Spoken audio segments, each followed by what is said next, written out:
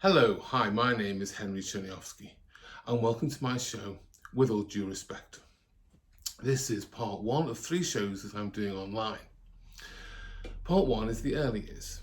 So, before I start, you can probably tell from my surname, Churniavsky, and my accent that I'm actually, in fact, 100% Scouse. I'm Jewish Scouse, which is unique, but I'm Jewish, Scouse, and neurotic, which means I'm Jewish and neurotic. How did that happen? Well, you'll soon find out. I remember my first recollection is when I am actually 8 days old.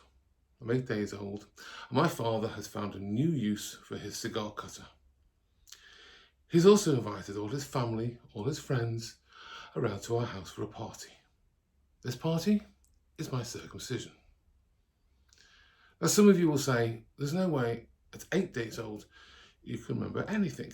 Well, I put it to you, if you're about to have the tip of your you-know-what taken off, you're going to remember that. I even remember the rabbi. He thought he was a bit of a comedian as well, because I remember him coming up to me and saying, it won't be long now.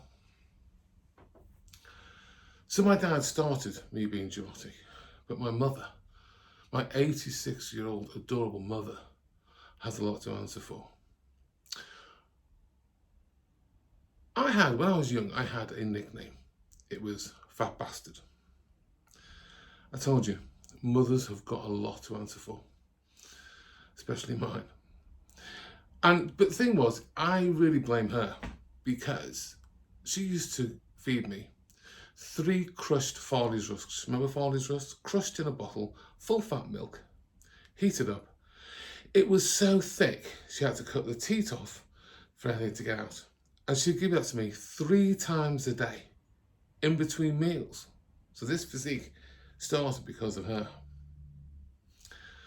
I remember growing up and learning things at school. I'd be so excited to come home and tell my parents. I remember one day sitting on the bed with my mum doing some homework. And I'm about, 6, 7 years old. And I said to my mum, Mum, do you know what UFO stands for? She went, no, what is it, darling? And I went, you fuck off. Whack. She hit me so hard, I fell off the bed, hit my head on the wall. And she turned to me and said, now what have you got to say for yourself? And I just said, I'm saying fuck all now. I also remember a trip to A&E. I'm not really sure why I went to A&E, but I do remember the doctor asking me if I was bothered about anything. And apparently my answer was my sisters. My mum also had this timing for going to bed. Had to be early. She was always tired. Well, she had 3 kids. And very little help from my dad, to be honest. But 3 kids. But what she used to do is we have a clock in the lounge. And every day at 5 o'clock, she'd go in and she'd put the clock to 6 o'clock. And she'd call us in. And she'd point to the clock. And she'd go, 6 o'clock. You know what that means? Yep, we knew that. 6 o'clock, it was time for bed.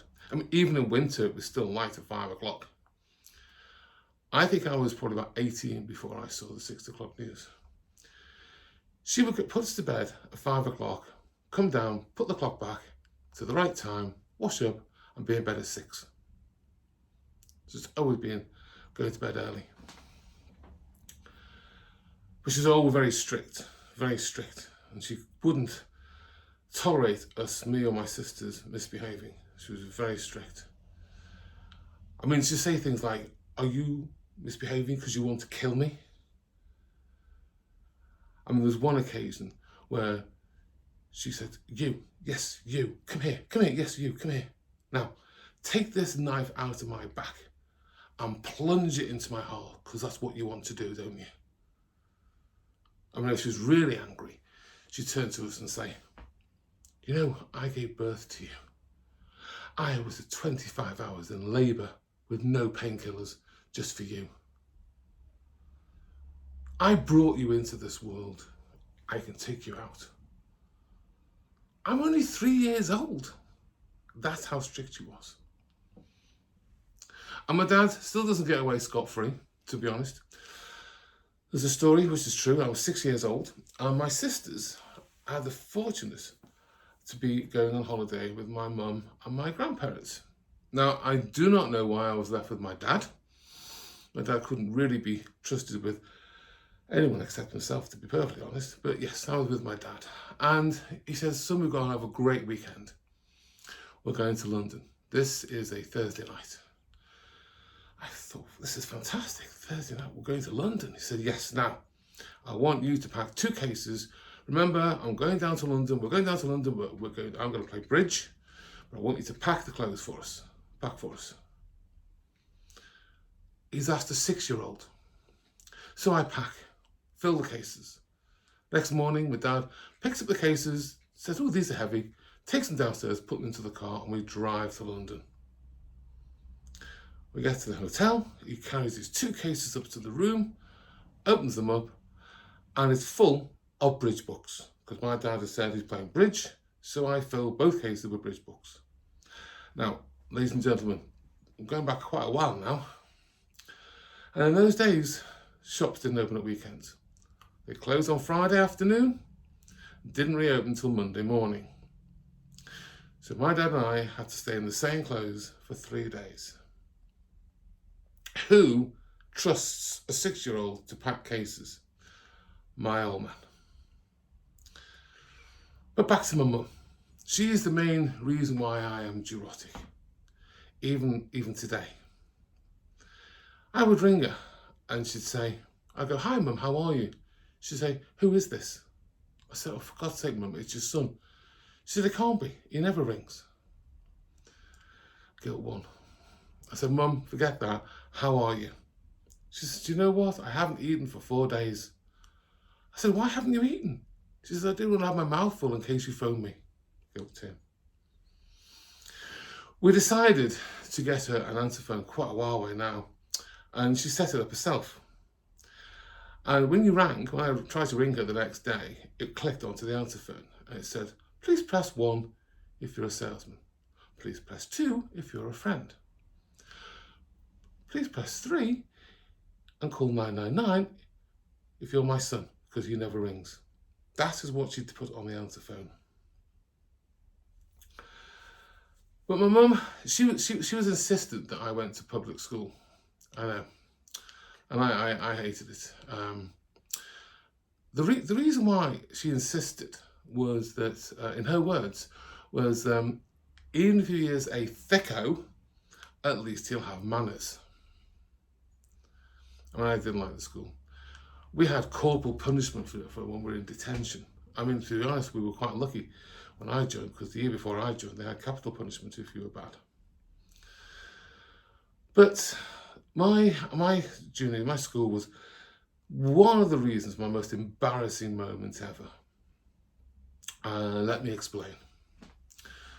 So, being at a public school with all boys, you don't get to see many women. And I think there were 2 or 3 women in our whole school. One was a matron. One of them was a 4-foot, long-haired lady girl, black hair, long straight black hair with massive boobs. And she was the heartthrob for every single boy in that school. And she taught French. Her name was Madame Gregory. Now, I was quite good at French to begin with. I quite enjoyed French. But one day, I used to get terrible migraines and headaches. And she used to walk up and down the desks, and if she felt like it, she would just clip you over the head for no reason. You didn't have to have a reason, and you could never complain. And one day, she was walking down the aisle, and I had the feeling that she was behind me and she was about to hit me. So I lifted the French book to the back of my head, but because she's so small, she leant in, and I caught her on the face, and she went absolutely apeshit. Churnie, you little nerd, get out, go to the housemaster, you little shit, get out. I mean, she went absolutely ballistic. That isn't the embarrassing story. The embarrassing story starts on one weekend, I should say, we had a school disco. Being a school of boys, we invited the local girls from the girls' school. First time, it's brilliant. You know, boys and girls mixing, it was just unbelievable. And I remember I was with this girl, we were having a dance, and I took her down outside, down towards the chapel, on the bench. And I'm not going to go into any graphic details, but basically, I popped my cherry. Also, I did hear rustling in the back, so I thought it was just lads larking around. Anyway, I took this girl home. I was over the moon. I couldn't wait till Monday. We didn't have mobile phones, so you couldn't tell your mates. And Monday morning, I walked into school. I left that school on a Saturday. Boy, I come back in as a man. So I thought. And before I could get to chat to the lads, school registration.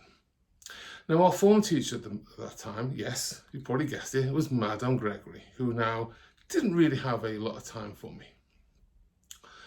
And when you had registration in public school, you got your name read out and you had to stand up and say, "Oui, madame," and then sit down if she was taking it.